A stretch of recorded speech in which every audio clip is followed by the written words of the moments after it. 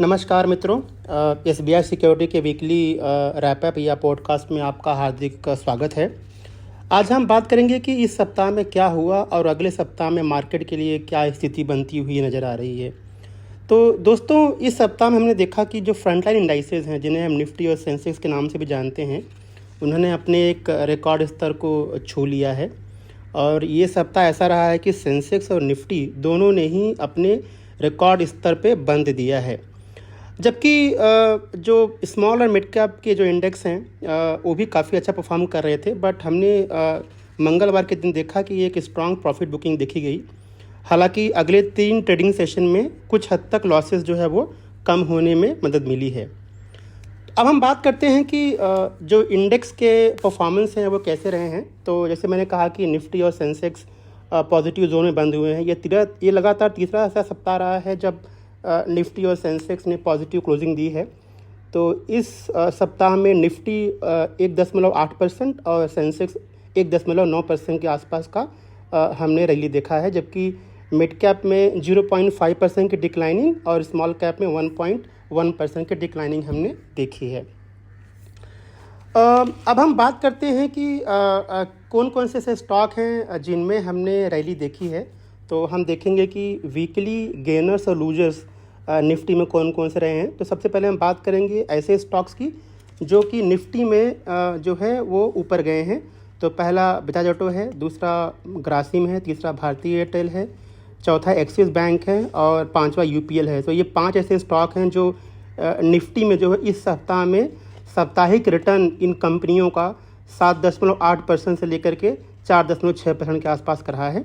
जबकि अगर हम निफ्टी की बात करें, जो लूजर्स हैं वहाँ पे BPCL, HDFC life, HUL, NTPC, Asian paint, इन सारे शेयरों में हमने एक वीकनेसेस देखा है, जहाँ पे डिक्लाइनिंग अगर हम बात करें तो 2.7% से लेकर के 1.3% के आसपास का हमने डिक्लाइनिंग देखा है। अब हम बात करते हैं कि आखिर ऐसा क्या है इस बाज़ार में, भारतीय बाज़ार में जो कंटिन्यूअस रैली हम यहाँ पर देख रहे हैं। तो दोस्तों, सबसे बड़ा कारण ये है कि डीआई का इन्फ्लो जो है हमारे मार्केट में वो कंटिन्यू मेंटेन्ड है। उसके अलावा जो हमारा सीपीआई डेटा है, जो कि खुदरा महंगाई दर है अगस्त महीने का, वो डिक्लाइनिंग हुआ है वर्सेस दी लास्ट मंथ। उसके पीछे कारण ये रहा है कि जो सब्जियों के दाम हैं, खासकर टमाटर, उसके दाम में गिरावट देखने को मिली है। तो एक पॉजिटिव इंडिकेशन रहा है मार्केट के लिए कि शायद आगे चल कर के आरबीआई अपने ब्याज दरों को नहीं बढ़ाएगा। उसके अलावा आप जानते हैं कि पहली बार भारत ने G20 का समिट जो है वो होस्ट किया है और एक one of the most successful event रहा है रिसेंट टाइम में। तो एक इसका भी मार्केट के लिए एक फेवरेबल इम्पैक्ट आया है, जिसमें आगे चल कर के जो देश इसमें भाग लिए हैं उनके साथ में एक आर्थिक जो साझेदारी होगी उसका इम्पैक्ट पॉजिटिवली भारत में देखा जाएगा भविष्य में। तो ये सब रीजंस रहे हैं जिनके कारण हमने शेयर बाज़ार में जो है एक रैली देखने को मिली है। अब हम बात करते हैं दोस्तों कि अगले सप्ताह में क्या क्या चीज़ें हैं जिन पे हम फोकस करेंगे या जिन पे बाज़ार की नज़र रहने वाली है। तो आप जानते हैं कि अगले सप्ताह में 18 से 22 के बीच में, 18 सितंबर से लेकर के 22 सितंबर के बीच में संसद का एक विशेष सत्र बुलाया गया है। तो इसमें जो कानून पास होंगे उस पे मार्केट की एक ख़ास नज़र रहने वाली है। उसमें क्या कुछ निकल के आएगा उसका भारतीय बाज़ारों पे असर पड़ेगा। उसके अलावा अमेरिकी सेंट्रल बैंक अपने ब्याज दरों की समीक्षा करेगा 20 सितंबर को, और 20 सितंबर को इसके रिज़ल्ट जारी होंगे रात में। तो इसका इम्पैक्ट हमको जो है अगले दिन, जो कि 21 सितंबर है, उस दिन देखने को मिलेगा। ऐसा मानना है बाज़ार का कि इस बार शायद अमेरिकी सेंट्रल बैंक ब्याज दरों में कोई बदलाव न करे और ज़्यादा डेटा के ऊपर वो डिपेंड होंगे कि कैसा इकोनॉमिक डेटा आएगा, उसी के ऊपर वो रिएक्ट करेंगे भविष्य में। तो हमें लगता नहीं है कि ब्याज दर बढ़ेगा। उसके अलावा बैंक ऑफ इंग्लैंड की भी मीटिंग है 21 सितंबर को, वहाँ भी अपना एक ब्याज दर उनका आएगा। तो ये कुछ इवेंट हैं जिसके ऊपर जो है बाज़ार की जो है फोकस रहने वाली है। अब हम बात करते हैं कौन कौन से ऐसे और इवेंट हैं इस वीक में जो कि मार्केट के लिए फेवरेबल रहे हैं। तो पहले हम बात करते हैं जिन चीज़ों पे फोकस रहा है वो एफआईआई और डीआई का इनफ्लो रहा है। तो इस सप्ताह में एफआईआई और डीआई दोनों ने बाइंग की है। ये डेटा जो है 14 सितंबर तक का है। तो वहाँ पे हमने देखा है कि एफआईआई ने करीब 150 करोड़ की बाइंग की है और डीआई ने 1425 करोड़ की बाइंग की हुई है।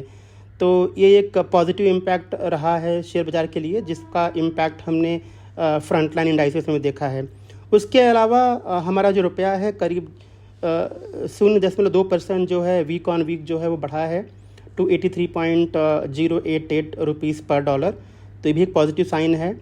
तो हमारा बाज़ार जो है बाकी कंपैरिजन में, अगर जो बाकी बाज़ार हैं चाहे वो एशियाई बाज़ार हों या फिर डेवलप मार्केट के बाज़ार हों, उनसे हम बेहतर परफॉर्म कर रहे हैं। बावजूद इसके कि जो कच्चा तेल है जो हम लगभग 80% हम बाहर से इंपोर्ट करते हैं, उनमें लगभग 3.4% की तेज़ी हमने देखी है। बावजूद इसके हमने जो है अच्छा परफॉर्म किया है। तो एक पॉजिटिव साइन है हमारे मार्केट के लिए।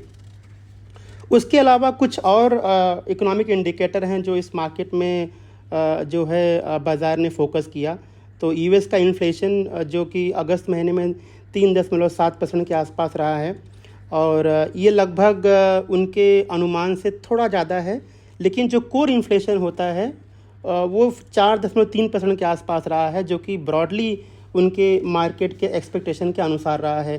तो दोस्तों, despite having slightly strong economic data, बावजूद इसके आई थिंक विश्व के बाज़ार और भारतीय बाज़ारों ने अच्छा परफॉर्म किया है।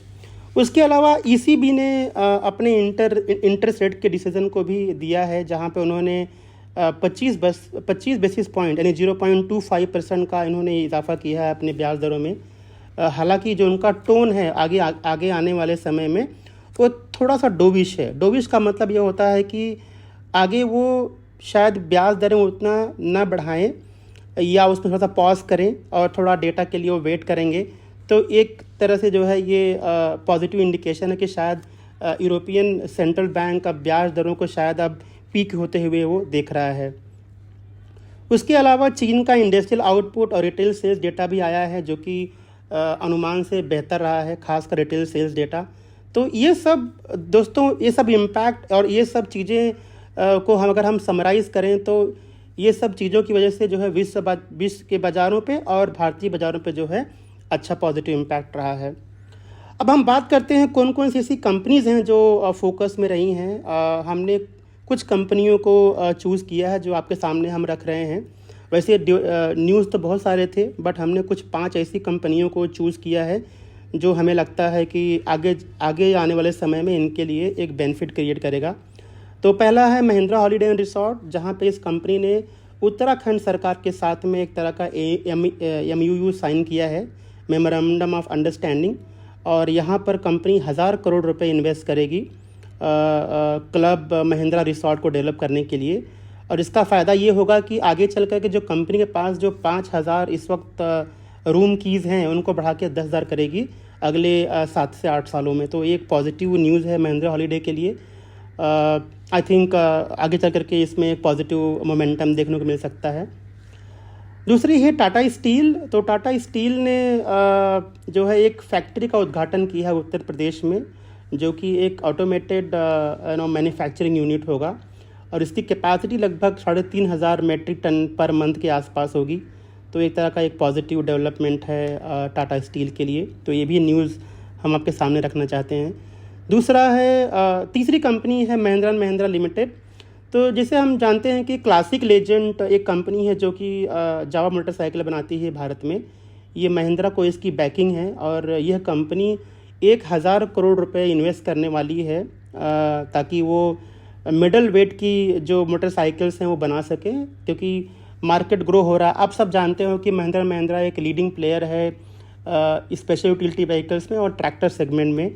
तो आगे चल कर के ये भी एक वर्टिकल ग्रो होगा, तो एक बेनिफिट मिलेगा महिंद्रा को गोइंग फॉरवर्ड।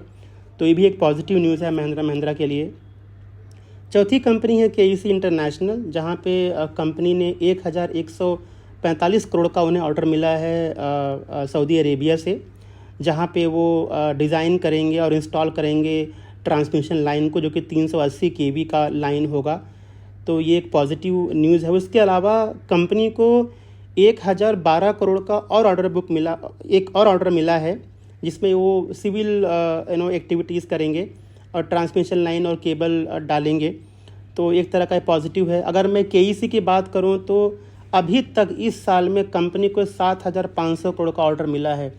तो ये एक पॉजिटिव डेवलपमेंट है केईसी के लिए। आगे चल के कंपनी अच्छा परफॉर्म करेगी, हमें ऐसा लगता है। उसके अलावा श्याम मेटालिक एनर्जी में सेतु सिक्योरिटी है एक कंपनी, जिसने 16 लाख शेयर बेचे हैं 441.70 रुपये पर शेयर पे। तो थोड़ा सा हमने एक नेगेटिव इम्पैक्ट देखा है इस कंपनी के अंदर। उसके अलावा दोस्तों पूरे वीक में आगे आने वाले समय में, यानी अगले सप्ताह से लेकर अगले 2 सप्ताह तक कौन कौन से ऐसे कॉर्पोरेट एक्शन होंगे जिसमें हम बोनस, स्टॉक स्प्लिट या dividend, open offer, buy back, ये सारी चीज़ों को हम अपने रिपोर्ट में ले आते हैं। आपसे अनुरोध है कि वो सारे रिपोर्ट हमारे आप पढ़ें। ये रिपोर्ट हमारे वेबसाइट पे भी अवेलेबल है, जहाँ पे आप जा करके उन रिपोर्ट को आप देख सकते हैं और अकॉर्डिंगली अपना एक ट्रेड डिसीजंस आप ले सकते हैं। तो दोस्तों ये था वीकली रैपअप और weekly podcast for the current week. और मैं आप सभी को अगले सप्ताह के ट्रेड के लिए विशेष शुभकामनाएं देना चाहता हूं। ध्यान रखने वाली बात ये होगी कि अगला सप्ताह केवल 4 दिन की ट्रेडिंग होगी, क्योंकि मंगलवार के दिन गणेश चतुर्थी है, तो उस दिन हमारा बाज़ार बंद होगा।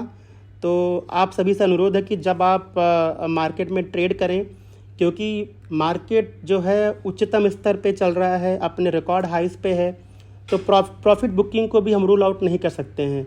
तो ऐसे में दोस्तों आप जब भी कोई ट्रेड लें तो स्टॉप लॉसेस को आप चाहे आप बाइंग में करें या सेलिंग में करें, दोनों में आप जो है उसको एक्सरसाइज करें। हमारा ये मानना है कि ये मार्केट बाय ऑन डिप का है।